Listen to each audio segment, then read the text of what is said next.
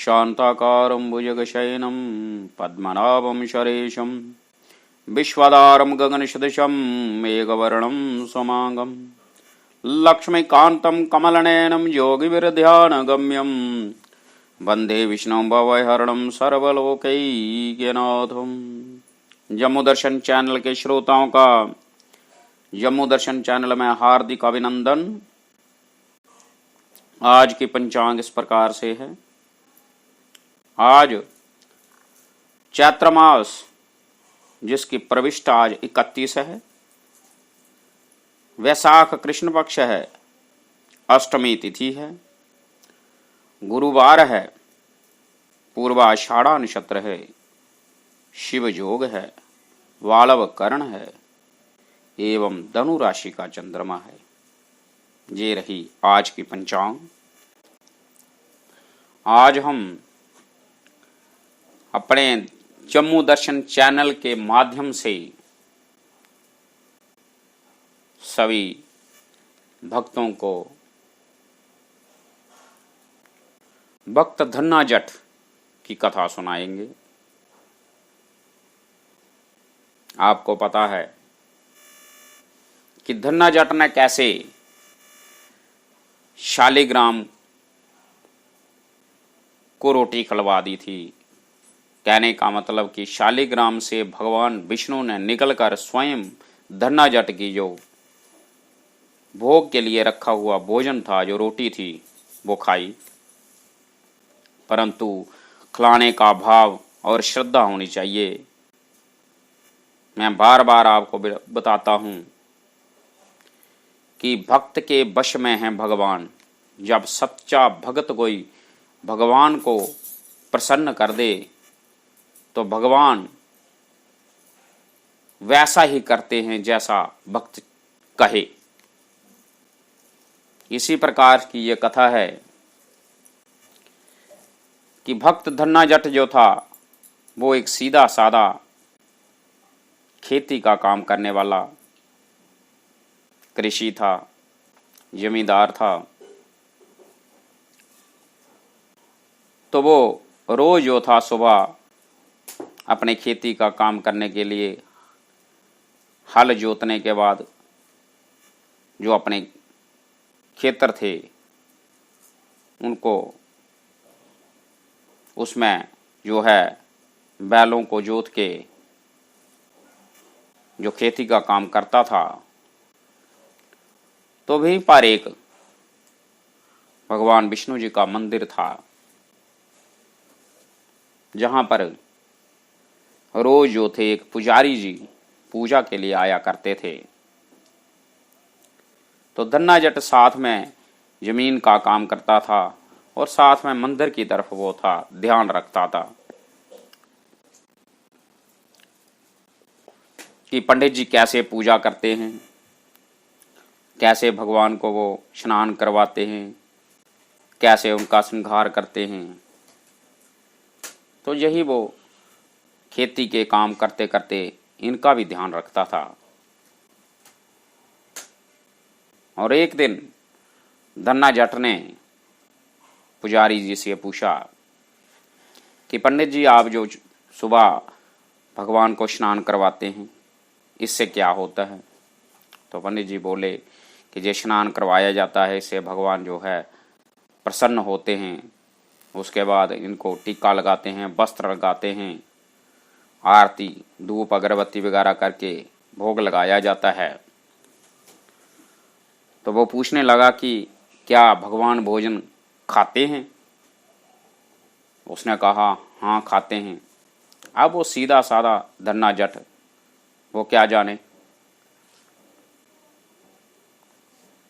तो एक दिन उसने जो था उनको बोला कि मेरे को भी एक भगवान दे दो, मैं भी घर में पूजा करूंगा।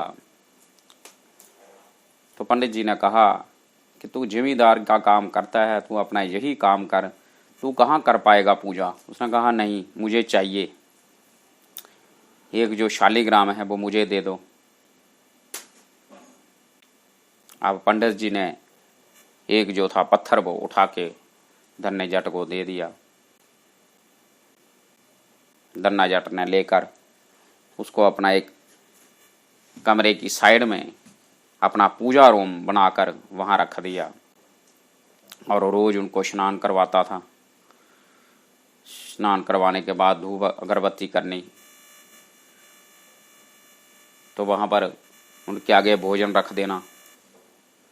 एक दिन उसने सोच लिया कि मैं भोजन रखता हूँ तो पंडित जी कहते हैं कि ये भोजन खाते हैं, लेकिन मेरा तो खाते नहीं हैं। अब वो सीधा साधा आदमी, जब सीधा व्यक्ति जो है भगवान के पीछे पड़ जाए तो भगवान भी उससे जल्दी प्रसन्न हो जाते हैं। तो अब धन्ना जट ने एक दिन ठान ली कि मैं खुद पास बैठूंगा, जैसे पंडित जी ने बोला हुआ कि भगवान खाना खाते हैं, तो ये भी आज खाना खाएंगे, तो उसके बाद मैं खाना तो धन्ना जट ने पूर्ण रूप से ठान ली कि आज मैं भगवान को खाना खाते देखूंगा। अब भोजन की थाली भगवान के सामने रख दी। बार बार देखे कि भगवान अब खाते हैं, अब खाते हैं, लेकिन वो खाना नहीं खाया किसी ने। अब वो दुखी होकर बोलने लगा कि प्रभु, अगर आप खाना नहीं खाएंगे तब तक मैं भी नहीं खाऊंगा। आप सीधे साधे भक्त और भगवान की अड़ी शुरू हो गई, जिद पर आ गए। धन्ना जट भी उधर ही नीचे मुख करके बैठ गया। बोलने लगा, प्रभु आज आप पहले खाएंगे, उसके बाद मैं खाऊंगा।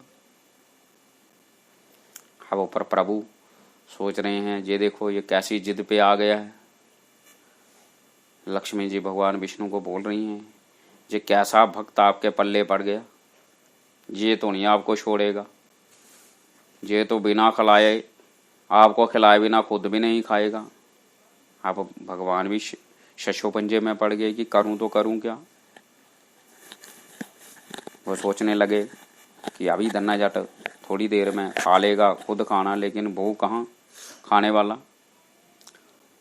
अब भगवान को बार बार बोलता है, प्रभु आओ भोग लगाओ, आप भोग लगाएंगे तो मैं खाऊंगा, नहीं तो मैं भी नहीं खाऊंगा। अब यार सुबह से बैठा हुआ शाम पड़ गई ना, उस दिन वो अपनी खेती बाड़ी के काम में जा सका। अब प्रभु भी चिंतित हो गए कि ये तो अपनी अड़ी पर आ गया है, अब ना ये खाना खाएगा ना ये किसी अपना काम करेगा खेती बाड़ी का, तो करूं क्या। लेकिन भाव सच्चा था। प्रभु सोचने लगे कि है तो मेरा सच्चा सीधा साधा है, इसके मन में कोई छल नहीं है। अब भक्त की बात तो मुझे भी माननी पड़ेगी। तब प्रभु भगवान विष्णु जो है वो उस शालिग्राम नारायण शिला से निकले बाहर, और उन्होंने हाथ से जो है खाना उठाया और खा लिया।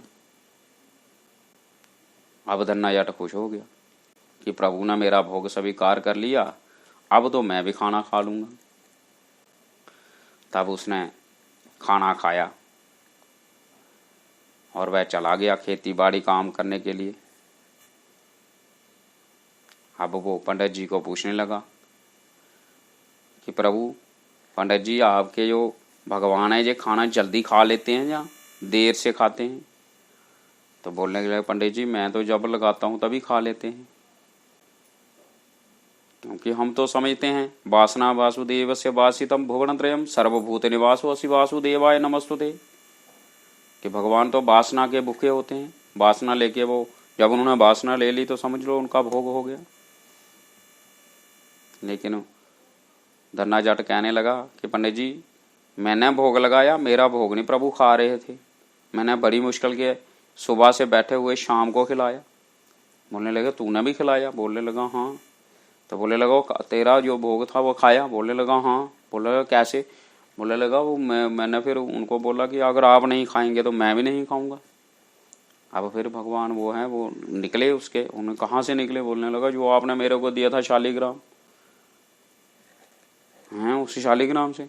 आप पुजारी जी भी चिंतित हो गए कि ये कैसे हो सकता है, मैंने तो इसको ऐसे ही बोला था। लेकिन भाव भेन विद्यते देवा, भाव के द्वारा भगवान प्रसन्न होते हैं। अब उसका भाव जो था वो सच्चा था। अब गए वो भी, पुजारी जी भी उसके घर। अब देखा तो सच्ची में वहां शालिग्राम को जूठन लगी हुई थी। अब वो भी सोचने लगे, धन्ना मैंने तो तेरे साथ है मजाक कर दिया था, लेकिन तूने सच्ची में भगवान को खाना खिलाया। तभी तो कहते हैं